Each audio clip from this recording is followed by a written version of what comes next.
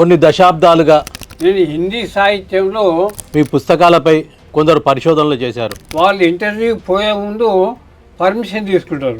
మరణించిన వాళ్ళ మీద రీసెర్చ్ చేయడం కంటే కొన్ని కథలు మన తెలంగాణ ప్రాంతీయ పదాలు ఉంటాయి కదా, వాటి మీద తెలంగాణ భాష యాస స్వేచ్ఛాజీవులు కథా సంపుటి అయితే చెందలే. అలా మారినప్పుడు సంబంధించిన అంశాలలో కానీ ఏమైనా తేడాలు వస్తుంటాయా? మూలతః మార్పులు రావు. ఎన్నికలలో పొత్తు, ఎన్ని ఆశల చెట్టు, రాజకీయ మత్తు పోతుందమ్మ. పట్టణంలో పాడే ఓ కోయిల, ఎందుకు నీకు ఈ అవస్థ, పో నీ వనాలకు చేరిపో. జాతీయ సాహిత్య పరిషత్తులో హైకమాండ్ సూచన వచ్చింది. 75 సంవత్సరాలు మించిన వాళ్ళు రాష్ట్ర స్థాయిలో పనిచేసినప్పుడు పని ఎక్కువ, పేరు తక్కువ. సాహిత్య విమర్శ చేయాలంటే ఎన్నో బుక్స్ రెఫర్ చేయాలి. రాయడం సులువే, సమాచార సేకరణ వాళ్ళు కొన్ని నిబంధనలు చెప్తారు. ప్రభుత్వానికి వ్యతిరేకంగా ఏమి రాయకూడదు, మత ప్రాతిపదికన విమర్శించకూడదు. ఇప్పుడు బాగుంది లవ్ జిహాద్ అని, నేను అప్పుడు రాసిన లవ్ జిహాద్. ఆ తుపాకీ తీసుకొచ్చి దాని ముగ్గురి పేల్చేస్తుంది. దేహం కంటే దేశం మిన్న అనే సూత్రం మీద ఆ కథ నడిచింది. విమర్శ రాయడంలో సేకరించిన కష్టము, రాయడం సులువు. ఇక నా రాత మూల పడతా అనుకున్నాను, కానీ కంటిన్యూ రాయడం వల్ల సాంద్రత దెబ్బతినడం అనేది ఒక ప్రమాదం కూడా ఉంటుంది. మనం ఎంత ఇందులో క్వాలిఫై అయినా కూడా ఎంత బొంగులు వేసి నీటిని ఊరు బయటకి తీసుకుపోయి ఇచ్చిపెట్టేవాళ్ళట. మాతృభాషలో టెక్నాలజీ వర్డ్స్ లేవని అంటారు, కానీ అబద్ధం. ఇది పోటీ పంపాలి, ఈ పదం ఉపయోగిస్తే ఆ విధంగా ఆలోచించుటూ పోయినట్టుంటే బండి ముందుకు సాగదు. కొంతమంది ఎవరు బిరుదులు ఇవ్వకుండా పెట్టుకుంటారు. ఎవరైతే కొత్తగా రాసుకొని వస్తారో వాళ్ళను ఏం రాసిన పోయి స్వీయ అనుభవం చెప్తాను.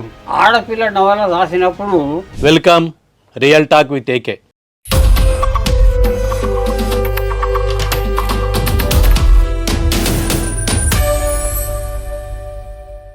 ప్రస్తుతం మన ముందు కథాశిల్పి, కవిశేఖర తదితర బిరుదులు పొందిన అయితా చంద్రయ్య గారు ఉన్నారు. వారు తెలుగు సాహిత్యంలో నవలలు, నాటకాలు, కథలు, కవిత్వం, బాల సాహిత్యం వివిధ రంగాలలో ప్రముఖులు. వారు మన ముందున్నారు. వారి జీవితానుభవాలు మనకు వివరిస్తారు. నమస్కారం సార్. నమస్కారం అండి. మీరు కొన్ని దశాబ్దాలుగా రచనలు చేస్తున్నారు. మీ రచనలకు ప్రోత్సాహం ఎవరు, ప్రేరణ ఎవరు? నా రచనలకు ప్రోత్సాహము ప్రత్యేకించి ఒకరని లేదు, కానీ నేను హిందీ సాహిత్యంలో బాగా చదివిన. హిందీ సాహిత్యంలోని ఆ పోకడలు అవన్నీ నన్ను ఆకర్షింపజేసినాయి. దాంతో నేను ఎందుకు రాయకూడదు అని నాకు ఆలోచన వచ్చి రాయడం ప్రారంభించిన. అయితే దానికి మెరుగుల దీన్ని మాత్రం కసిరెడ్డి వెంకటరెడ్డి గారు. వారొక్కరైనా ఇంకెవరైనా? మన జీవితంలో రకరకాల ప్రేరణలు ఉంటాయి. అవును, మా చిన్నాయన అయితా శేషయ్య ఉండే, ఆయన ప్రోత్సహించిండు. తర్వాత నేను ఏ స్కూల్లో ఆ స్కూల్లో టీచర్స్ కూడా ప్రోత్సహించారు. వేమగంటి గారు నాకు పాఠాలు చెప్పినారు. వేమగంటి నరసింహాచార్య గారు వాళ్ళు ప్రోత్సహించినారు. వారు 100కు పైగా పుస్తకాలు ప్రచురించారు. అవును. మీ పుస్తకాలపై కొందరు పరిశోధనలు చేశారు. అవును. ఆ అనుభవాలేంటి? పరిశోధనలు చేసిన విద్యార్థులతో అనుభవాలేంటి? పరిశోధన విద్యార్థులు వాళ్ళు ఎంట్రన్స్ ఎగ్జామినేషన్ పాస్ అయ్యి వాళ్ళు సీట్ సంపాదించుకొని వస్తారు. అయితే ముందు వాళ్ళు ఇంటర్వ్యూ పోయే ముందు పర్మిషన్ తీసుకుంటారు. ఇట్లా మీ సాహిత్యం మీద రీసెర్చ్ చేయదలుచుకున్నాం, రీసెర్చ్ చేసుకోండి, నేను సహకరిస్తానని చెప్తే వాళ్ళు ఆ విధంగా చేసిండ్రు.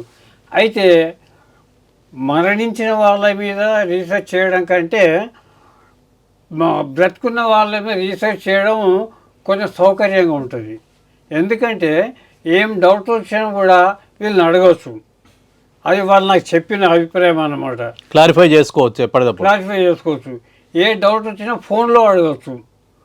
తర్వాత ముఖాముఖి అప్పుడు రావాల్సింది ముఖాముఖి చూసుకోవాల్సిందే. తర్వాత వాళ్ళకి కావాల్సిన మెటీరియల్ అందించడం, పత్రికలలో వచ్చిన వ్యాసాలు, తర్వాత సమీక్షలు ఇవన్నీ అందిస్తే వాళ్లకు సహాయకంగా ఉంటాయి. అయితే కొందరేమో చాలా ఎక్స్పర్ట్ ఉన్న ఉన్నారు, కొందరేమో బిగినర్స్ ప్రారంభంలో ఉన్నది. అసలు రీసెర్చ్ అంటే ఏందో టచ్ చేయకుండా వాళ్ళు ఉన్నారు. సరే, అందరినీ కలుపుకొని పోయి అందరికీ సహకరించడం నాకు అలవాటు. అందుకే వాళ్ళు విజయం సాధించారు. పిహెచ్డీలు తీసుకోవడం కానీ, ఎంపీలు తీసుకోవడం కానీ సహకరించినారు. మొట్టమొదటిగా పిహెచ్డియో ఎంఫిల్ చేయడానికి వచ్చిన విద్యార్థితో మీ అనుభవం ఏంటి? మొత్తం పిహెచ్డీ సూర్యకాంతి గారని ఉస్మానియా విశ్వవిద్యాలయంలో ఉన్న కథల మీద చేసినారు. అయితే ఆమె పుస్తకాలు మీ దొరకడం లేదు అని అన్నది. అంటే నేను ఇస్తాను చెప్పి నా దగ్గర ఒక సెట్ ఇచ్చేసి ఆమెకు సౌకర్యంగా ఉండింది. ఆమె ఏదన్నా అనుమానం వస్తే అడుగుతుండే. అంటే నా కథలు చారిత్రక కథలు, పౌరాణిక కథలు, స్థానిక కథలు ఈ విధంగా ఉంటే కొన్ని పౌరాణిక అంశాల మీద అది అనుమానం వస్తే అడుగుతుంటే నేను చెబుతుంటే. అయితే ఆమె హుషారున్నది.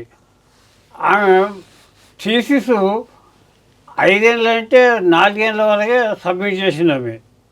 ఆమె ముఖాముఖి వచ్చినప్పుడు చాలా ప్రశ్నలు అడిగింది.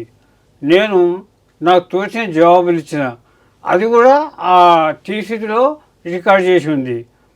అయితే కొన్ని కథలు మన తెలంగాణ ప్రాంతీయ పదాలు ఉంటాయి కదా, వాటి మీద వివరణ అడగడం జరిగింది. సరే, ఒక మొదట ఎంఫిల్ చేసినామైతే మొత్తం తెలంగాణ భాషలో పుస్తకమే చేసింది. ఈమెనేమో పిహెచ్డీ చేసినామేమో మొత్తం కథల మీద చేసింది. ఎంఫిల్ ఎవరు చేశారు? శమంత అని నిజామాబాద్ అమ్మాయి చేసింది. ఆమె తెలంగాణ భాష, యాస, స్వేచ్ఛాజీవులు, కథా సంపుటి అయితే చెందలే ఇది విషయం మీద చేసింది. దానిలో ఆమె దాదాపు 200 పదాలు ఉటంకించింది. నేను ప్రయోగించిన పదాలు ఆ కథా సంపుటిలో. ఆమె తెలంగాణ వాసి కాదా? తెలంగాణ వాసే, తెలంగాణ నిజామాబాద్. కానీ అది కొందరు కొత్తగా అనిపిస్తాయి, ఎక్కువ విన్నవి కాదు. ఆమె కష్టపడి సేకరించి ఎంఫిల్ తెలుగు విశ్వవిద్యాలయం చేసింది. ఆమె ఎంఫిల్కి తీసుకున్నది. ఆమె మీరు మొట్టమొదట రాసింది కవిత్వమా, కథలా ఏంటి? మొట్టమొదటి రాసింది ఏంటి? నేను మొట్టమొదటి రాసింది విద్యార్థిగా ఉన్నప్పుడు గేయం రాసిన. ఎన్నో తరగతిలో ఉన్నప్పుడు? 5వ తరగతిలో ఉన్నప్పుడు. 5వ తరగతిలో ఉన్నప్పుడే గేయం రాశారు? గేయం రాసిన. అప్పుడు పివి బ్రహ్మయ్య గారు అని టీచర్ ఉంది. ఆయన స్కౌట్ టీచర్గా ఉండే. అవును. నన్ను స్కౌట్లో రిక్రూట్ చేసుకున్నారు. నువ్వు ఒకటి గేమ్ రాయని చెప్పినాడు. చెప్తే నేను చేసిన మేము స్కౌట్ బాలురం బేడన్ పవర్ శిష్యులం అని ఒక గేమ్ రాసి సార్కి ఇచ్చిన. తర్వాత ఏమైనా తెలియదు. తర్వాత 2 నెలల తర్వాత సార్ చూపించినాడు పత్రికలో. స్కౌట్ అండ్ గైడ్స్ అనే పత్రికలో చూపించి, ఇక నువ్వు రాసింది వచ్చిన పత్రికలో అని చూపించింది. అది నా మొదటి రచన. తర్వాత కథ. ఇక మొదటి కథ అనువాద కథ. నేను హిందీ విద్వాంస. ప్రధానంగా హిందీలోంచే ఎక్కువ అనువాదాలు చేశారు? హిందీలోంచి ఎక్కువ. అంటే తమిళ్ చేసిన, మలయాళం చేసిన, కన్నడ చేసిన, కానీ సింధీ చేసిన, హిందీ ఏదైనా హిందీలో అనువాదం. మళ్ళీ హిందీ నుంచే మీరు అనువాదం చేశారు? హిందీలో లేదా ఇంగ్లీష్లో ఒక అనువాదం. అయితే నవభారతి వాళ్ళ ఇంగ్లీష్ పుస్తకం కూడా అనువాదం చేసిన. ఏది బాల సాహిత్యం. అయితే ఆ భాష మనకు రాదు కాబట్టి హిందీ లేదా ఇంగ్లీష్. అలా మారినప్పుడు కొంత వస్తువులు కానీ లేదా సంబంధించిన అంశాలలో కానీ ఏమైనా తేడాలు వస్తుంటాయా? మూలతః మార్పులు రావు. కానీ అక్కడక్కడ ప్రాంతీయ పరంగా ఇప్పుడు కర్ణాటకలో ఉన్న ఆచారాలు మన ఆచారాలు, అక్కడ సాంప్రదాయాలు మన సాంప్రదాయాలు వేరు. కాబట్టి అక్కడి సాంప్రదాయంలో వాళ్ళు రాసినా కూడా ఇక్కడి సాంప్రదాయంలో దాన్ని అనువాదం చేయడము అదొక కళ. అంటే మూలం దెబ్బతినదా? మూలం దెబ్బతినదు, తెలియకుండానే మూలం దెబ్బతినకుండా చేయాలి. అది ఇప్పటి వరకు ఎన్ని కథల పుస్తకాలు రాశారు? 21 కథా సంపుటిలు వెలువడ్డాయి ఇప్పటికీ. అందులో ప్రధానంగా పేరు వచ్చింది ఏంటి, గుర్తింపు తెచ్చింది? అంకితం అని తెలుగు, దాన్నే ఇంగ్లీష్లో అనువాదమైంది. అంకితంలో చాలా మంచి మంచి కథలు ఉన్నాయి. అందులో దేశభక్తి కథలు, సాయం కథలు, వృత్తి కథలు, అందులో అది నాకు మంచి పేరు తెచ్చిపెట్టింది. తర్వాత స్వేచ్ఛాజీవులు పిల్లలకు ఉపయోగపడుతుంది. దాని మీద ఎంఫిల్ చేసింది ఆ అమ్మాయి. కథలే కాకుండా మీరు కవిత్వం మొదటి నుంచే కవిత్వం రాశారు. కవిత్వ పుస్తకాలు లేదా కవిత్వం ప్రేరణ ఎవరు మీకు? కవిత్వం ప్రేరణ వేమగంటి వారే. వేమగంటి వేమగంటి నరసింహాచార్య వారు అప్పుడు రాయమని చెప్తుండే. రాసిన తర్వాత ఆయన అప్పుడు క్లాసులో చెప్తుండే. అయితే కవిత్వం అంటే వచన కవిత్వం రాసినాను. వచన కవిత పత్రికల పోటీలు బహుమతులు తీసుకున్నాను. గేయ కవిత రాసినాను. గేయ కవితల పోటీలు బహుమతులు తీసుకున్నాను. పద్య కవిత రాశాను. పద్య కవితల పోటీలలో బహుమతులు తీసుకున్నాను. ఈ సంకలనాలు సంపుటి కూడా వేసినాను. ఎన్ని పుస్తకాలు వేశారు? 100 మించి. 100కు పైగా కవిత్వ పుస్తకాలు వేశారు. కవిత్వ పుస్తకాలు 100. నేను అడిగింది అదే. పుస్తకాలు 20. 20 కవిత్వ పుస్తకాలలో మీకు నచ్చిన కవిత ఏదైనా ఉందా? మీరు రాసి మీరు జనం మెచ్చి మీకు నచ్చిన కవిత? ఒకటి చందమామ పదాలు ఒకటి ఉంది. తర్వాత సంక్రాంతి అనే వచన కవిత సంపుటి. ఇవి నాకు నచ్చినాయి. దాంట్లో కొంచెం లోతు ఉంది తెలుసుకునేది. ఉదాహరణకి చందమామ పదాల్లో ఎన్నికల గురించి రాసిన ఒకటి. ఎన్నికలలో పొత్తు ఎన్ని ఆశల చెట్టు రాజకీయ మత్తు ఓ చందమామ. అది పదాలు ఒక ఇది. దాని మీద రీసెర్చ్ కూడా పదాల మీద. అంటే పదాలు అప్పుడు నేను గజ్వేల్లో పనిచేస్తున్నా. అక్కడ మల్లేశం అని తెలుగు లెక్చరర్ రీసెర్చ్ చేసిన పదాల మీద.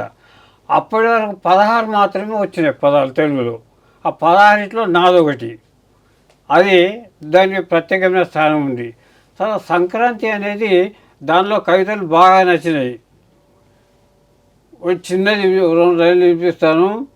పట్టణంలో పాడే ఓ కోయిల ఎందుకు నీకు ఈ అవస్థ, పో నీ వనాలకు చేరిపో అనేది ఒకటి. తర్వాత జ్ఞాపకాల కాంతని వెంటనమ్మంటాను, వెలుగు రేఖల విత్తనాలు చల్లేందుకు. ప్రధానంగా మీరు సాహిత్యంతో కవిత్వంతో పాటు బాల సాహిత్యం రాశారు. అవును. బాల సాహిత్యం రాయాలనే కోరిక ఎందుకు కలిగింది? బాల సాహిత్యం రాయాలనే కోరిక అంటే చాలామంది అవుతున్నారు. బాల పత్రికలు చాలానే వచ్చినాయి అప్పుడు. చందమామ, బాలమిత్ర ఇటువంటివి వచ్చినాయి. ఈ బాలమిత్రలో నా రచనలు వచ్చినాయి పంపిస్తే. అంటే నేను రాయగలను అని నాకు ఒక నమ్మకం వచ్చింది.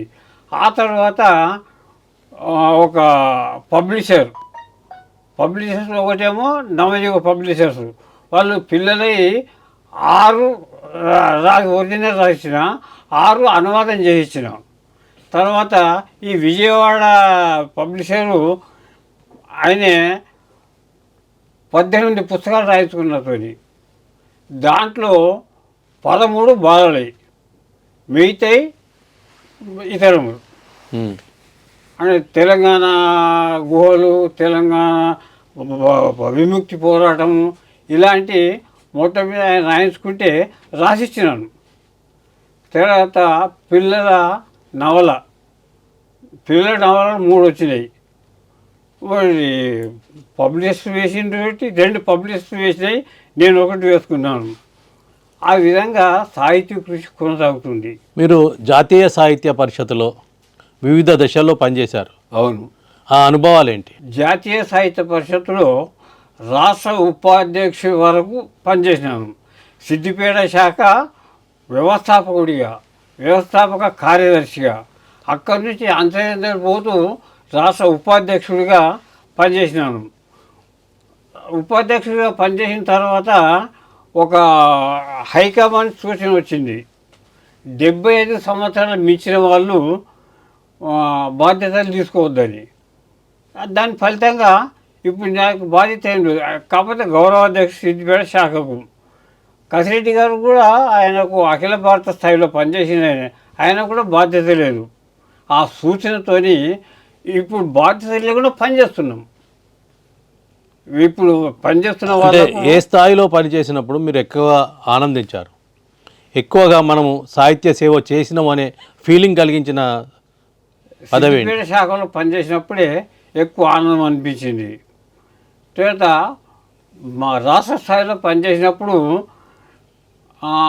పని ఎక్కువ, పేరు తక్కువ అయినా పనిచేసినాం. హైదరాబాద్లో అఖిల భారతీయ సాహిత్య పరిషత్ సభలు పెట్టినారు. అంటే దేశం మొత్తం అందరూ వస్తారు. అయితే నాకు ఒక బాధ్యత చెప్పినారు, రైల్వే స్టేషన్లో డ్యూటీ చేయాలి. నార్త్ ఇండియా నుంచి వచ్చే వాళ్ళను రిసీవ్ చేసుకొని మన బస్సులు అరేంజ్ చేసారు, ఆ బస్సులు ఎక్కించాలి. ఈ డ్యూటీ చాలా కష్టమైంది. అంటే నార్త్ ఇండియా వాళ్ళందరూ పంజాబీలు వచ్చారు. సరే వాళ్ళు హిందీలో మాట్లాడారు, వాళ్ళని తీసుకొని బస్సు ఎక్కించడం, అటుపోవడం ఇటువంటి కొన్ని చేయాల్సి వచ్చింది. అయితే సిద్దిపేట శాఖ చేస్తే సిద్దిపేటని చేస్తాం కదా, అవును, సిద్దిపేటని చేస్తాం కాబట్టి కొన్ని సౌకర్యాలు ఉంటాయి. కాబట్టి సిద్దిపేట శాఖలో పని ఎక్కువ చేసినా కూడా సంతృప్తి ఎక్కువ ఉంది. మన స్వస్థలంలో చేయడంలో స్వేచ్ఛ ఉంటుంది. మనకు ఉండే పరిచయాలను బట్టి అవును, మనం కొంత వీలు సౌకర్యాలు కూడా ఎక్కువ ఉంటాయి. అవునవును, అది చేయడం వేరే పద్ధతి. సంతృప్తినివ్వడానికి కూడా అది కారణం కావచ్చు. అవును, చాలా పుస్తక ప్రచురణలు చేశారు, పుస్తకావిష్కరణల సభల్లో పాల్గొన్నారు, ఉపన్యాసకులుగా పాల్గొన్నారు. అవును. వీటన్నిటిలో అనుభవాల రీత్యా ఏది మనకు గొప్పగా ఫీల్ అయ్యే పరిస్థితి కల్పించింది? గొప్పగా ఫీల్ అయ్యేది సాహిత్య విమర్శ. సాహిత్య విమర్శ చేయాలంటే ఎన్నో బుక్స్ రెఫర్ చేయాలి. రాయడం సులువే, సమాచార సేకరణ సాహిత్య విమర్శ కష్టం. ఇప్పుడు ఒక సెమినార్ పోవాలి నేను మార్చిలో, దాన్ని ఇప్పటికే ప్రయత్నం చేయవలసి వస్తుంది సమాచార సేకరణకు. కానీ కవిత అన్నిటికంటే చాలా తక్కువ శ్రమ పెడుతుంది. శ్రమ ఉంటుంది కానీ తక్కువ శ్రమ పెడుతుంది. ఎక్కువ శ్రమ పెట్టేది మాత్రం కథ. కథ ఎందుకు ఎక్కువ శ్రమ పెడుతుందంటే మామూలుగా ఇరువృత్తం తీసుకొని దాన్ని సీక్వెన్స్ వైజ్ అల్లుకుపోవాలి. ఏది ముందు ఏది తర్వాత ఏ పాత్ర ఎలా ఉండాలి. ఒక పాత్ర నోరు జారినైనటువంటి కథ మొత్తం చెడిపోతుంది. కాబట్టి చాలా జాగ్రత్తగా రాసుకుంటూ పోవాలి. తర్వాత కథ ఎత్తుగడ బాగుండాలి, మధ్య వర్ణాలు ఉండాలి, తర్వాత మలుపులు ఉండాలి, తర్వాత ముగింపు బాగుండాలి. ముగింపు బాగా లేని కథ ఎట్లా అంటే మా పాలకోడి చెప్తాడు, పెళ్ళైన పిల్లగానికి శోభనం కానట్టు ఉంటుందట అది, ముగింపు బాగాలేకపోతే. అయితే ముగింపు కూడా ఇంపార్టెంట్.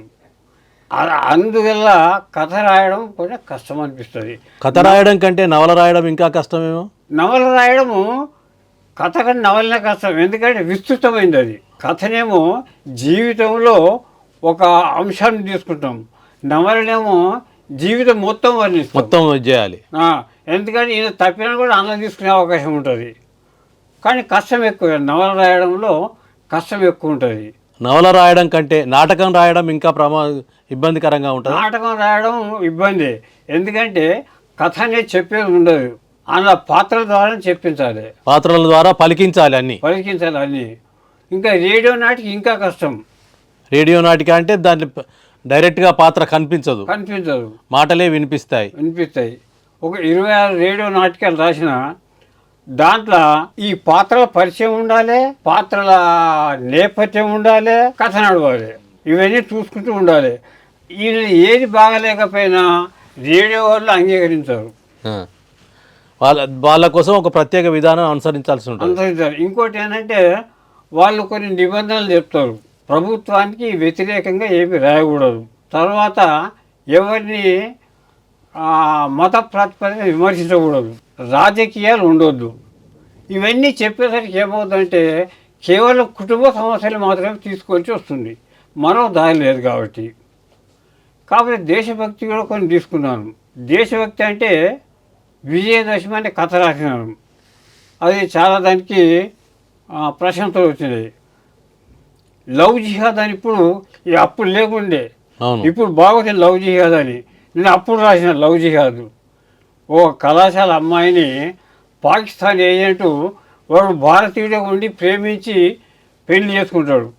పెళ్లి చేసుకున్న తర్వాత ఈమె తల్లిగారింటికి వస్తుంది, గర్భవతి అవుతుంది. గర్భవతి తల్లి దసరా పండుగ నాడు తన ఇంటికి వస్తుంది. ఇంటికి వచ్చేసరికి వాళ్ళ బెడ్రూమ్లో ఒక ఇద్దరు పాకిస్తాన్ ఏజెంట్లు, ఈయన కూడా వీడు భర్త కూడా పాకిస్తాన్ ఏజెంటే, ముచ్చట్లు పెట్టుకుంటారు. ఏం ముచ్చట్లు పెట్టుకుంటారు? ఫలానా గుడిని లేపేయాలి, ఫలానా నాయకుడిని లేపేయాలి, యుద్ధం సృష్టించాలి. అని మాట్లాడుకుంటే, అరే నువ్వు హిందూ పేరు పెట్టుకున్నావు కానీ నీ పేరు అది కాదు కదా లావులో నీళ్ళుతున్నాను వాడంటే, అరే అట్లా మాట్లాడద్దురా, అట్లా అనద్దురా, నేను నిజమే, నేను పాకిస్తాన్, నేను మీరేక నేను కూడా ఏజెంట్నే, కానీ బాధ్యత నాకు ఎక్కువ ఉంది. ఇట్లా ముచ్చట్లు పెట్టుకుంటుంటే ఇవి కిటికీల నుంచి చూస్తుంటుంది భార్య. కిటికీల నుంచి చూసి అమ్మా ఇది చాలా ప్రమాదకరంగా ఉన్నారు వీళ్ళు, ఇటువంటి వాళ్ళు ఉండకూడదు భూమి మీద అసలు అని చెప్పి లైసెన్సులు తుపాకీ ఉంటుంది ఆమె దగ్గర, పిస్టల్ ఉంటుంది ఆమె దగ్గర. ఆ తుపాకీ తీసుకొచ్చి దాన్ని ముగ్గురి పేల్చేస్తుంది. దేహం కంటే దేశం మిన్న అనే సూత్రం మీద ఆ కథ నడిచింది. మీరు కథలు, కవిత్వం, నవలలు, నాటకాలు రాశారు, బాల సాహిత్యం రాశారు, విమర్శన గ్రంథాలు కూడా రాశారు. అవును. విమర్శ రాయడంలో ఉండే సౌలభ్యం ఏంటి, కష్టం ఏంటి?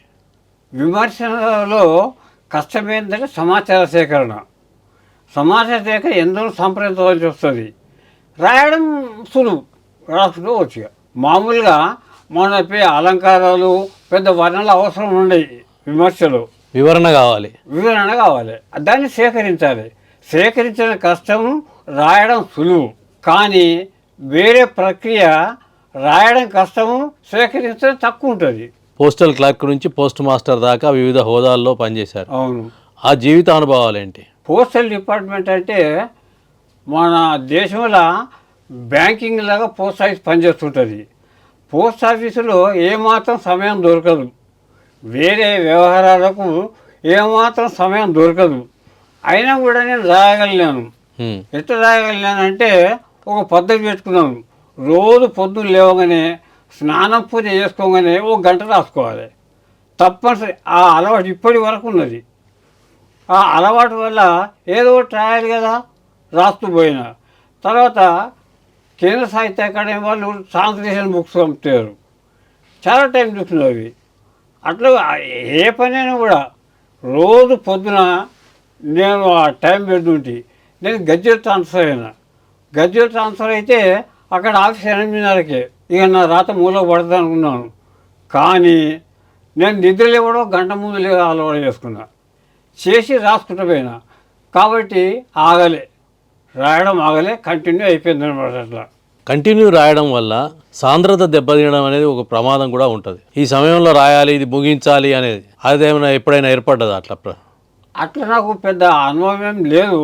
ఎందుకంటే నేను ముందు ఊహించి రాసి రఫ్ ఇక దీంతో రాసి పెట్టుకుంటా, ఆ విధంగానే రాస్తా కాబట్టి అటువంటి ప్రాక్టికల్ ట్రబుల్ ఎక్కువ రాలేదు నాకు. ఒకటి ఏంటంటే అనువాద పుస్తకాలప్పుడు మాత్రం కొంచెం ప్రాక్టికల్ ట్రబుల్ వచ్చింది. ఎందుకంటే ఆ భాషా పదాలు మనం ఎంత హిందీలో క్వాలిఫై అయినా కూడా కొన్ని పదాలు తెలియవు. డిక్షనరీ చేయడం, వెతకడం, మన ఈ డిక్షనరీ దొరకడం, అలహాబాద్ డిక్షనరీతో దొరుకుతుంది, అది తీయడం, వెతకడం, అనువాదంలో కష్టం ఉందన్నమాట. కాబట్టి అన్ని ప్రక్రియలు చేపట్టాయి కాబట్టి ఈ విధంగా రాయగలుగుతున్నా. అనువాద పుస్తకాలు ఎన్ని వేశారు? అనువాద పుస్తకాలు భారతి వాళ్ళకు 6 రాసిచ్చినాను, కేంద్ర సాహిత్య అకాడమీ వాళ్ళకు 5 రాసిచ్చినాను. అది కేంద్ర సాహిత్య అకాడమీ వాళ్ళు రాసినవి పెద్ద పుస్తకాలు అవి. ఒక పుస్తకం 800 పేజీలు ఉంది. 800 పేజీలు రాయాలంటే చాలా టైం ఇచ్చినారు. సంవత్సరం టైం ఇస్తే సంవత్సరం వల్ల పూర్తి పంపిన. భారతీయ సంస్కృతి और తులసిదాస్, దాని పేరు భారతీయ సంస్కృతి మరియు తులసిదాసు ఏ విధంగా వర్ణించిన భారతీయ సంస్కృతిని అంటే మన భారతీయ సంస్కృతి ఏ విధంగా ఉండేది ముందు, హరప్ప, మొహంజోదడో, అప్పుడు ఆ టైంలో నాగరికత ఎలా ఉండేది నాకు చాలా విచిత్రం అనిపించింది. నా మిత్రులు కూడా చెప్పినాను, నేను ఫలానా పుస్తకం అనువాదం చేస్తున్నా, హరప్ప, మొహంజోదడో ఆ టైంలోట 5-6 అంతస్తుల భవనాలు ఉండేటి అట. అప్పుడు నీటి వ్యవస్థ, మురుగునీటి వేసేందుకు మా ఎలితే బొంగులు వేసి నీటిని ఊరు బయటకి తీసుకుపోయి ఇచ్చిపెట్టేవాళ్ళట. అంటే ఎంత గొప్ప నాగరికత చెప్పండి. తర్వాత అప్పుడు పేద ధనికం ఉన్నారు. పేదవారికి సహాయం చేసి ఏంటంటే ఒక్కొక్క ఊరికి ఒక అన్నాగారం అని ఉండేది. అన్నాగారంకు పొద్దున వచ్చి పేరు రాయించాలి, టైం పోయి తినాలి. అది అన్నాగారం, ప్రతి ఊరికి ఒక అన్నాగారం ఉండేది. అప్పుడు పేదరికం దాన్ని అలా భోంచేయడాన్ని కొంచెం నామోషిగా భావించేవారు కొందరు, కష్టపడి పనిచేసి సంపాదించుకునేవాళ్ళు. ఇటువంటి నాగరికత ఇప్పుడు ఉంటే ఎంత బాగుండు కదా అని అనిపించింది నాకు. ఈ ఉచితాలు ఇచ్చే బదులు అటువంటి నాగరికత భోంచేసిపోండి, ఫ్రీగా భోంచేసిపోండి అంటే కొందరు భోంచేస్తారు, కొందరు తీసి ఇంకెన్ని రోజులు భోజనం అనుకుంటారు, తమలో తాము పశ్చాత్తాపడతారు. ఇట్లా ఉంటే బాగుంటే నాకు అనిపించింది. అంటే మారిన పరిస్థితుల వల్ల మనకి ఇప్పుడు దేవాలయాల్లో భోజనాలు పెడుతుంటారు. మంగళవారం ఒకటి, సోమవారం ఒకటి, ఒక్కో దేవాలయంలో ఒక్కో వారం. వీటి పట్ల మీ అభిప్రాయం ఏంటి? మీరు అన్నాగారాలు అన్నారు కదా, వీటి పట్ల అభిప్రాయం ఏంటి? వీటి పట్ల ఏంటంటే ఒక్కో వారం ఒక్క గుళ్ళే. శనివారం వెంకటేశ్వర గుళ్ళే, శుక్రవారం సంతోషమాత గుళ్ళే, తర్వాత మంగళవారం హనుమాన్ గుళ్ళే పెడుతుంటారు.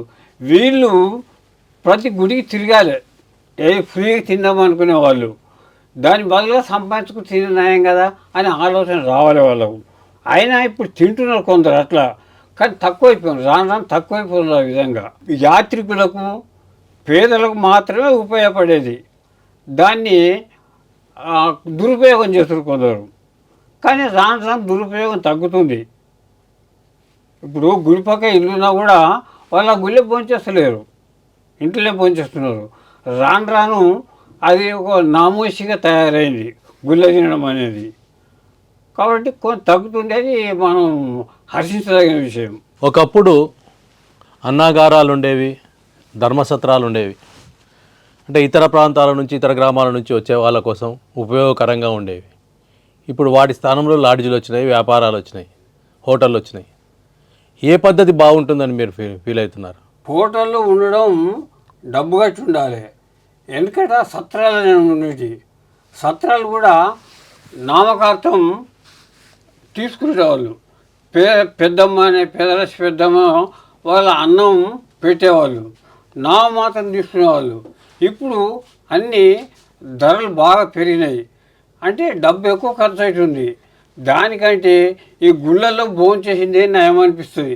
ఏది వేరే ఊరి నుంచి వచ్చిన వాళ్ళు, ఊళ్ళో ఉన్నవాళ్ళు దాన్ని భోజనం చేయడం దురుపయోగమే. అది మీ పుస్తకాలు ఇతర భాషల్లోకి కూడా అనువాదమయ్యాయి. అవును. ఏ పుస్తకాలు అనువాదమయ్యాయి? కథలు అయ్యాయా, కవిత్వం అయిందా, నాటకాలు అయ్యాయా, ఏంటి? కథలు, ప్రధానంగా కథలు. 7 భాషల్లోకి అనువాదకులకు కూడా సులభం, కథలు అనువాదం చేయడం సులభం. కవిత్వాన్ని అనువాదం చేయడం అంటే కొంత ఇబ్బందులు ఉంటాయి. అవును, కథలే అనువాదమైనవి. ఏ భాషల్లోకి అనువాదం అయ్యాయి? హిందీ, ఇంగ్లీషు, మరాఠీ, కన్నడ, తమిళ్, మలయాళం, డోగ్రీ భాష. డోగ్రీలో కాశ్మీర్. అంటే అప్పుడు ఎట్లా ఫీల్ అయ్యారు? ఆ అనువాద పుస్తకాలు మీరు చూసి ఎట్లా ఫీల్ అయ్యారు? అనువాద పుస్తకాలు అంటే అవి కాపీలు పంపుతున్నారు వాళ్ళు, రెమ్యునరేషన్ పంపుతున్నారు, కాపీలు పంపుతున్నారు. విచిత్రం ఏంటంటే మలయాళం వాళ్ళు పంపినారు, వాళ్ళు ఫోటో వేసిన తర్వాత గమనించిన ఫోటో ఎంత చూసినా కూడా నాకు ఎంత కనబడదు. భాష రాదు. తర్వాత మీలాంటి మిత్రులు ఈడ ఫోటో ఉంది, ఇదే నీది కాబట్టి కరెక్ట్ ఇది నాదే అనుకొని ఒక హోటల్ పోయి మలయాళం వచ్చినట్టు అవును మీదే అని చెప్పిండు. కానీ అన్ని భాషల్లోకి అనువాదమైన దానికంటే మలయాళంలో అనువాదమైన కథకు చాలా ఉత్తరాలు వచ్చినాయి. కొందరు మా పోస్టల్ డిపార్ట్మెంట్ రిటైర్ అయిన వాళ్ళు, కొందరు మన ఆంధ్రప్రదేశ్లో పోస్ట్ మాస్టర్ జనరల్గా పనిచేసిన వాళ్ళు, డైరెక్టర్గా పనిచేసిన వాళ్ళు కూడా ఉత్తరాలు రాశారు. అంటే వాళ్ళకి మలయాళం వచ్చేమో మరి. మలయాళంలో మాతృభూమి అనే పత్రికలో వచ్చిందనమాట. నాకు అనిపించింది, అబ్బా ఇంత భాషాభిమానం మలయాళం వాళ్ళకు, అది కూడా మనం తెలుగు వాళ్ళకు కూడా ఎంత బాగుండేది అనిపించింది నాకు. అంటే మలయాళం భాష ఉన్నంత అభిమానం తెలుగు వాళ్ళకి లేదని మీరు? లేదు అనిపించింది నాకు, దాన్ని బట్టి అనిపించింది. తెలుగు వాళ్ళకు ఉండే అభిమానాలు వేరే కదా మరి. స్వభాషాభిమానం అనేది ఉంటే బాగుంటుంది. ఇప్పుడు ప్రధానంగా ఇప్పుడు అన్ని పాఠశాలలన్నీ ఇంగ్లీష్ మీడియం అయిపోతున్నాయి. స్వభాష అభిమానం అనేది ఎక్కడ ఉండాలి? ఉండాలని చెప్తున్నారు, పెద్దవాళ్ళు కూడా చెప్తున్నారు. మాజీ రాష్ట్రపతులు, ఉపరాష్ట్రపతులు ఇలాంటి వాళ్ళు చెప్తున్నారు. ఆచరణలో మాత్రం భిన్నంగా చేస్తున్నారు. ఈ ఇంగ్లీష్ మీడియం అనేది దాని ఫలితాలు ఇంకా రావడం లేదు. ఫలితాలు వచ్చినప్పుడు తెలుస్తుంది. అది ఇంగ్లీష్ మీడియం చదివిన విద్యార్థి ఇంగ్లీషు సరిగా రాదు, తెలుగు సరిగా రాదు. అంటే ప్రాథమిక దశ నుంచే ఇంగ్లీష్ చదువుతున్నారు కాబట్టి వాళ్ళు ఇంగ్లీష్లో పర్ఫెక్ట్ అవుతారు, తెలుగులో కాదు. అయినా ఐదలేరు. ప్రాథమిక దశ నుంచి ఏబీసీ నుంచి ఇంగ్లీష్ ఉన్నా కూడా 10th క్లాస్ వచ్చినా కూడా ఈ ఇంగ్లీష్లో అంటే పూర్తి మాట్లాడలేకపోతున్నాడు. బోధన సరిగా లేని పాఠశాలల్లో అలాంటి సమస్య ఉత్పన్నమవుతుంది. బోధన సరిగా ఉండి ఆచరణ సరిగా ఉన్న పాఠశాలలో అలాంటి సమస్యలు రావు. కానీ ఎవరిని చూసినా కూడా ఇంగ్లీష్ మీడియం పాఠశాల చూసినా కూడా ఇంగ్లీష్లో ఒక 5 నిమిషాలు మాట్లాడుతుంటే మాట్లాడలేరు. మీ అనుభవంలో కనిపిస్తుంది అది? కనిపిస్తుంది. కానీ ప్రధానంగా పట్టణాలలో నగరాలలో ఉండే పాఠశాలలో ఉండే పరిస్థితులు వేరే. ఎక్కువ ఇంగ్లీష్ మీడియం ఉన్నాయి. ఇంగ్లీష్ మీడియమే ఉంటే అక్కడ ప్రొనౌన్సియేషన్ ఉంటుంది. తోటి వాళ్ళంతా ఇంగ్లీష్లో మాట్లాడుతుంటారు కాబట్టి వీళ్ళు ఇంగ్లీష్లోనే మాట్లాడుతుంటారు. తేడా ఏముండదు. అప్పుడు ఇంగ్లీష్ భాష పట్ల పట్టు వస్తుంది. చిన్న చిన్న పట్టణాలలో వీళ్ళు తెలుగు ఇంగ్లీష్ మధ్య ఉండడం వల్ల ఈ సమస్య ఉత్పన్నమవుతుంది. ఇంగ్లీష్లో మాట్లాడే వాళ్ళు మన ఇంట్లోకి వస్తే మనం ఇంగ్లీష్లో మాట్లాడే వాళ్ళు ఉండరు, తెలుగు మాట్లాడతారు. మన పాఠశాలల్లో కూడా ఇంగ్లీష్ మాట్లాడే వాళ్ళు తోటి స్నేహితులు వాళ్ళు అంతుంటే ఇంగ్లీష్ ప్రొనౌన్సియేషన్ కానీ ఇంగ్లీష్ లాంగ్వేజ్ కానీ డెవలప్ అవుతుంది. దీనికి కారణం రకరకాల సమస్యలు ఉన్నాయి. మీరేమంటారు? మరి సమస్యలు అవి సహజంగా ఉండేటివే. ఎందుకంటే మాతృభాష కాని భాష ఏ భాష అయినా కూడా అసౌకర్యమే. మాతృభాష మాత్రమే సౌకర్యమైంది. మాతృభాషలో టెక్నాలజీ వర్డ్స్ లేవని అంటారు, కానీ అబద్ధం. ఒకసారి హిందీలో సైన్స్ రాయాలంటే సైన్స్ హిందీలో కష్టమని అన్నారట. అప్పుడు ఒక గుప్తా అని ఉండే, ఆయన ఎంపీ ఉండే, ఆయన ఏం చేసినాడు, టెక్నాలజీ ఒక డిక్షనరీ రాసినాడు, హిందీలో పుస్తకం. అప్పుడు అందరూ ఆశ్చర్యపోయారు, అరే హిందీలో కూడా అన్ని వర్డ్స్ ఉన్నాయి, అంటే తెలుగులో కూడా ఉంటాయి, తెలుగులో కూడా రాయాలి, మాతృభాషలో చెప్పాలి, మాతృభాషలో చెప్తే తొందరగా అర్థమవుతుంది, దాన్ని సాకల్యంగా అర్థమవుతుంది. ఇంగ్లీష్లో చెప్తే చెప్పే వాళ్ళకు పర్ఫెక్ట్ కాకపోవచ్చు, వినేవాళ్ళు పర్ఫెక్ట్ కాకపోవచ్చు, పర్ఫెక్షన్ ఉన్నా కూడా అన్ని కోణాల్లోంచి చెప్పలేరు, వీళ్ళు అన్ని కోణాల్లోంచి వెళ్ళలేరు. కాబట్టి కనీసం 10th వరకన్నా మాతృభాషలో బోధన ఉంటే ఆ పిల్లగాడి భవిష్యత్తు బాగుంటుంది. ఇప్పుడు ఐఏఎస్లు ఐపీఎస్ ఉన్న వాళ్ళు మాతృభాష చదివిన వాళ్ళే ఎక్కువ ఉన్నారు. వాళ్ళంతా వచ్చారు కదా, మంత్రులు అయినరు. మీరు అనేక పురస్కారాలు పొందారు. అవును. బిరుదులు కూడా పొందారు. బిరుదులు పొందినప్పుడు ఉండే ఆలోచన విధానం ఏంటి? అప్పుడు ఉండే ఆనందం పద్ధతులు ఏంటి? మీరు ఎలా ఫీల్ అయ్యారు? బిరుదు వచ్చిందంటే నేను అనుకునేవాడిని నా బాధ్యత పెరిగింది అనుకునేవాడిని. ఎందుకంటే ఈ బిరుదు ఎట్లా ఇచ్చింది నీకు? ఏ బిరుదులు పొందారు మీరు? తెలంగాణ యూనివర్సిటీలో 3 బిరుదులు 3 వచ్చేసినాయి. ఏమేంటి? ధర్మజీ పురస్కారము, సాహిత్య పురస్కారము, ప్రతిభా పురస్కారం. తర్వాత దానికి పోటీగా నడుస్తున్న సంస్థ తెలంగాణ సారస్వత పరిషత్తు. వీళ్ళు ఏ పురస్కారం ఇస్తారో వాళ్ళు ఆ పురస్కారం ఇస్తున్నారు. తెలంగాణ సారస్వత పరిషత్ సాహిత్య పురస్కారం కూడా నాకు వచ్చేసింది. తర్వాత కరీంనగర్ శాతవాహన విశ్వవిద్యాలయం వాళ్ళు ఇప్పుడు ఇస్తలేరు, ఇచ్చేవాళ్ళు, సాహిత్య పురస్కారం ఇచ్చేవాళ్ళు, అది కూడా నాకు వచ్చేసింది. ఆనందం అప్పుడు ఏమనిపిస్తుందంటే, రాయాలంటే ఇన్ని పురస్కారాలు తీసుకున్నాయి కదా, ఆ స్థాయి పడిపోకూడదు. ప్రజలు చీ అంటారు బాగాలేకపోతే, ఇన్ని పురస్కారాలు వచ్చి నాకు అని అంటారు. కాబట్టి ఒళ్ళు జాగ్రత్త పెట్టుకుని రాయాల్సి వస్తుంది పురస్కారాలు తీసుకున్న తర్వాత. మీరు అనేక పోటీలలో కథలు కానీ కవిత్వం పోటీలలో కానీ బాల సాహిత్యం కానీ మీరు సాహితీ రచన చేసిన వాటిలో అనేక పోటీలలో బహుమతులు పొందారు. ఏ బహుమతి మీకు ఎక్కువ ఆకర్షించింది, ఆకట్టుకున్నది? తెలంగాణ అవతరణప్పుడు జిల్లా లెవెల్లో బహుమతి వచ్చింది, జిల్లా సాహిత్యంలో నాకు ఇచ్చినారు. తర్వాత మన తెలంగాణ సాహిత్య అకాడమీ వాళ్ళు నవలల పోటీ పెట్టినారు. ఆ నవలలో బహుమతి వచ్చినప్పుడు అప్పుడు సంతోషం అనిపించింది, చాలా ఆనందం అనిపించింది. సరే తెలుగు విశ్వవిద్యాలయంలో వచ్చింది, ఏ ఆనందం దానికే, కానీ ఎక్కువ ఆనందం మాత్రం వీటిలో కుదిరింది. మనము పోటీకి పంపేటప్పుడు పోటీకి రాస్తున్నామనే ఆలోచనతో, పోటీకి రాస్తున్నామనే ఒక జిజ్ఞాసతో కానీ ఒక ఆవేశంతో కానీ రకరకాలుగా దారి తప్పే ప్రమాదం ఉంటుందా, లేదా సరైన దారిలో వెళ్ళే అవకాశం ఉంటుందా? తప్పకుండా ఉంటుంది. నేను పోటీకి రాస్తున్నాను, అది రాయాలన్నా ఇది రాయాలన్నా Stress, ఒత్తిడి పెరుగుతుంది. తీసుకునే చాలా ఉంటాయి. కాబట్టి ఏది అనుకోకుండా నేను మంచిగా రాయాలనుకుని రాస్తే చాలు, రాసి పోటీకి పంపాలి. ఇది పోటీకి పంపాలి, ఈ పదం ఉపయోగిస్తే ఆ విధంగా ఆలోచించుటూ పోయినట్టుంటే బండి ముందుకు సాగదు. మంచిగా రాయాలి అని ఒక ఉద్దేశం ఉంటే చాలు. అనేక పురస్కారాలతో పాటుగా కవిశేఖర, కథాశిల్పి ఇట్లాంటి బిరుదులు పొందారు. స్వర్ణ కంకణం, వీటి అనుభవాలు ఏంటి? బిరుదులు అనేటి కొంతమంది ఎవరు బిరుదులు ఇవ్వగానే పెట్టుకుంటారు, మధుర కవి అని సపోజ్ ఇట్లా పెట్టుకుంటారు.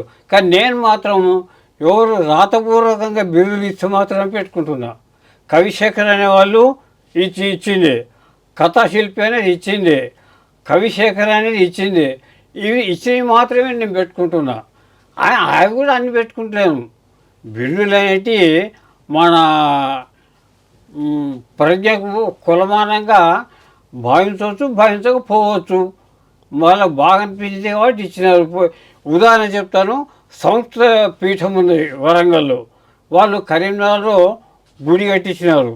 దానికి ఆచార్య విజయసారథి గారు head of the department of Sanskrit, Kakatiya విశ్వవిద్యాలయం ఉండే వారు ఏటేటో పురస్కారం ఇస్తారు.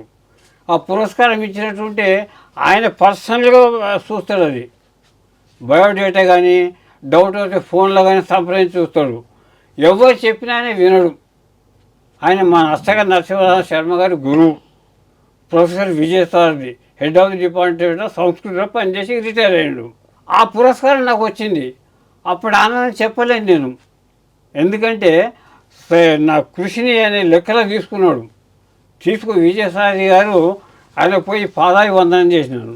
మీతో పాటు రచనలు చేసేవారి వెంట నడుస్తున్న సందర్భంలో, అంటే కొనసాగుతున్న సందర్భంలో ఎవరు మిమ్మల్ని ఎక్కువగా ప్రేరేపితం చేశారు?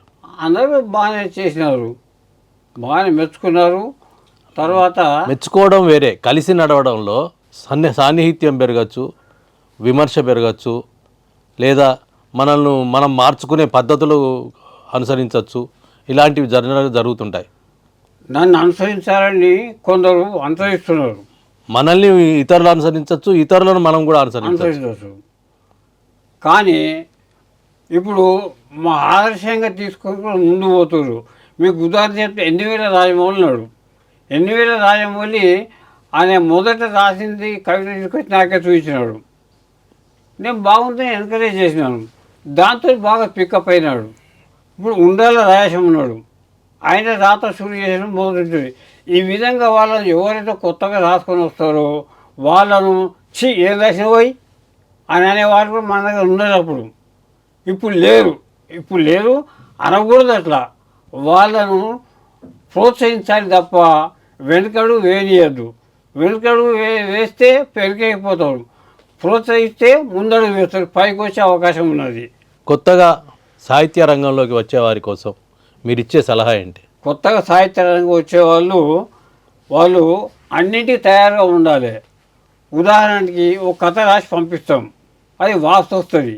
ఒక కవిత రాసి పంపిస్తాం, అది యాక్సెప్ట్ చేయరు. దానికి ఆశ్చర్యపడాల్సిన అవసరం లేదు. ఒక కథ రచయిత తిరిగి వచ్చిన కథలో చేసిండు, దానికి కథల పోటీలలో కథా సంపుటిలో బహుమతి వచ్చింది. దానికి నా అనుభవం చెప్తాను, స్వీయ అనుభవం చెప్తాను. ఆడపిల్ల నవల రాసినప్పుడు ఆంధ్రప్రభకు పంపిన నేను. ఆంధ్రప్రభకు పంపితే దానికి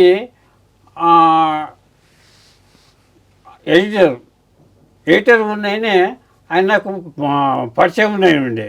పరిచయం ఉందంటే సంస్థాగత పరిచయం, వ్యక్తిగత పరిచయం కాదు. అయితే మీ నవల బాగుంది, ఇగో ఫలానా నవల పూర్తిగా సీరియల్ కాగానే మీరు వస్తుందని చెప్పిండ్రు. సరే, నేను ఆ ఫలానా నవల అయిపోయింది, ఇంకో వేరే నవల స్టార్ట్ అయింది. ఇదేంది నా నవల వేస్తామన్నారు కదా. ఆడపిల్ల, నేను ఆడవిల్ల అని రాసింటి, ఆయన దాన్ని ఆడపిల్ల అని చేయమన్నాడు. చేసిన మరి చేస్తే ఎందుకు వేస్తలేడు అని నేను మళ్ళీ హైదరాబాద్ పోతే ఆంధ్రప్రభ ఆఫీస్ పోయినా, పోయారు ఎడిటర్ మారిపోయినాడు. అప్పుడు ఎవరుండి తర్వాత మారిన వాళ్ళు ఎవరు? పేర్లు ఎందుకు లేదు. సరే, రచనల్లో చేయడంలో అనుసరించాల్సిన విధానం ఏమైనా ఉందా ప్రత్యేకంగా? రచన అనుసరించాలంటే బాగా చదవాలి. ఒక ఇంగ్లీష్ సామెత ఉంది, 100 పుస్తకాలు రాసిన వాడు చదివినవాడు 100 కూడా పుస్తకం రాస్తాడంట. కాబట్టి బాగా చదవాలి. ఇప్పుడు కథ చదవాలనుకున్న వాళ్ళు ఇంగ్లీష్లో హిందీ కథ తప్పకుండా చదవాలి. అంటే ఆ నడక, ఆ ముగింపు ఎట్లా ఉన్నాయి అని తెలుసుకోవాలి. తప్పులేదు, వేరే భాష చదవ తప్పులేదు. హిందీ కథ చాలా బాగుంటాయి. ఈ నేర్చుకునే వాళ్లకు మార్గదర్శకంగా ఉంటాయి. తర్వాత పెద్ద పెద్ద వాళ్ళు రాసిన కథలు, రాజారాంలో మధురాంతకం రాజారాం అలాంటి వాళ్ళు చాలా బాగా, సూరవరం ప్రతాపరెడ్డి వీళ్ళు బాగా రాసినారు. ఇలాంటి వాళ్ళ కథలు చదవాలి. ఏ దృష్టితో చదవాలంటే ఎట్లా ప్రారంభించినాడు, ఎట్లా మలుపులు తిప్పినాడు, ఎట్లా ముగించినాడు, ఈ దృష్టితో చదవాలి. కథ కానీ కవిత్వం కానీ ఏదైనా కూడా ఆ దృష్టితో చదివితే కొంచెం గ్రిప్ వచ్చే అవకాశం ఉంది. సాహిత్య రచన, జాతీయ సాహిత్య పరిషత్ నిర్వహణ వీటన్నిటి సందర్భంగా పలువురితో పరిచయాలు ఏర్పడుతుంటాయి, ప్రముఖులతో పరిచయాలు. అవి మీలో ఏమైనా మార్పు రావడానికి, మీ ఆలోచన ధోరణి, మీ రచనా ధోరణి మారడానికి ఉపయోగపడ్డాయా? ఉపయోగపడ్డాయి. ఎవరెవరు ఏంటి? ఇప్పుడు మన భారతదేశంలో స్వాతంత్ర సన్నోత్సవాలు చేసినారు. స్వాతంత్రం వచ్చాక 40 ఏళ్ళు వచ్చింది కదా, 90 ఏళ్ళు ఉత్సవాలు చేసినారు. కేంద్ర సాహిత్య అకాడమీ వాళ్ళు తెలుగులో 3 రోజుల కార్యశాల పెట్టినారు. కార్యశాల పెడితే 70 మంది రచయితలు విమర్శకులు కలిసి 70 మందిని పిలిచినారు. 70 మందిలో నేను కానీ. తప్పకుండా ప్రతి వారు 2 కథల్ని పరిచయం చేయాలి ఇతరులవి. కాబట్టి నేను 2 కథలు పరిచయం చేసినాను. ఎవరు చేశారు? నేను మధురాంతక రాజారాం ఒకటి చేసిన, తర్వాత కప్పకథలు మల్లికార్జునరావు ఒకటి చేసిన, తర్వాత ఇంకోటి గ్యారకద్దు బారకొత్వాల్ అనే మనం రాసిన కథ కూడా తయారై పెట్టుకున్నా. కానీ అవకాశం రాలేదు. సూరవరం ప్రతాపరెడ్డి రాసిన కథ. ఆ పరిచయాలు మీలో ఏమైనా మార్పు తెచ్చాయా మీ రచనా ధోరణిలో?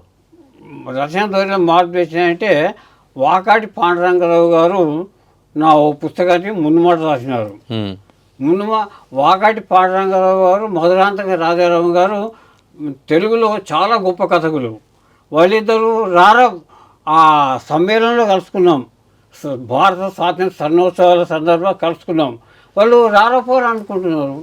అంత దగ్గర సాన్నిహిత్యం వాళ్ళ మధ్య ఉంది అని అర్థం. మరి ఆయన పుట్టింది మద్రాసు, ఆయన పుట్టింది తిరుపతిలో. అనుకుంటే నాకు చాలా ఆశ్చర్యం అనిపించింది. అయితే ఈ నాకు పరిచయం చేసిన మధురాంతక రాజారాం పరిచయం చేసినాడు. చూడరా రాజారాం, ఈ అబ్బాయి చాలా బాగా రాస్తున్నాడు, నేను ఒక కథ ముందు మాట రాసిన అని చెప్పినాడు. చెప్తే మీది ఏ ఊరు అంటే సిద్దిపేట సార్, తెలంగాణ. బాబు, ఇక ముందు నువ్వు పుస్తకం వేస్తావు కదా, నేను ముందు మాట రాస్తా, నాకు పంపించమని అన్నాడు. పంపిన తర్వాత దురదృష్టం ఏంటంటే ఆయన చనిపోయినాడు. మధురాంతక రాజారాం చనిపోయిన లోపల వాకాటి పాండురంగ చనిపోయినారు. ఇద్దరు చనిపోయారు. అప్పుడు నా కళ్ళలో నీళ్ళు తిరిగాయి. అబ్బా, ఎంత గొప్ప మిత్రుత్వం, ఎంత గొప్ప స్నేహము. ఒకరు పోయిన నెలలో ఇంకొకరు పోయినరు. అటువంటి అవి కూడా కొన్ని కథలేఖ ప్రేరణించినాయి. మీ కుటుంబ వివరాలు చెప్పండి. ప్రస్తుతం కుటుంబ వివరాలు, నేను, నా కొడుకు, కోడలు, భార్య చనిపోయింది. పేరు భారతి. కొడుకు, కోడలు, 2 మనవాళ్ళు ఉన్నారు ప్రస్తుతం. నాకు అందరూ సహకరిస్తారు, రచనా రంగానికి అందరూ సహకరిస్తారు. కానీ భార్య చనిపోయినప్పుడు మాత్రం ఒక షాక్ లాగా అనిపించింది. ఆ షాక్ లాగా వచ్చి మెంటల్గా కొంచెం ట్రీట్మెంట్ కూడా తీసుకున్నాను. కానీ ఏంటో మరవలేకపోతున్నా. అది పిల్లలు ఏం చేస్తారు? పిల్లలు, కొడుకు వ్యాపారం, ఒకడే కొడుకు, 2 అమ్మాయిలు. పెద్ద అమ్మాయి టీచర్గా పనిచేస్తుంది, చిన్న అమ్మాయి. వాళ్ళ పేర్లు ఏం చెప్తలేరు మీరు? వాళ్ళ పేర్లు ఏం చెప్తలేరు? పెద్ద అమ్మాయి పేరు సుచరిత రాణి, చిన్న అమ్మాయి పేరు సుమాంజలి, కొడుకు పేరు లింగవతి, మా నాన్న పేరు అన్నమాట. అయితే సుచరిత రాణి టీచర్గా పనిచేస్తుంది, నిజాంపేటలో పనిచేస్తుంది. సుమాంజలి గృహిణి, ఇంట్లోనే ఉంటుంది. మీరు మాకు మీ జీవిత వివరాలు, జీవిత అనుభవాలు తెలియపరిచినందుకు ధన్యవాదాలు. త్వరలో మరో ప్రముఖునితో మీ ముందుకు రానున్నాం. Real talk with AK.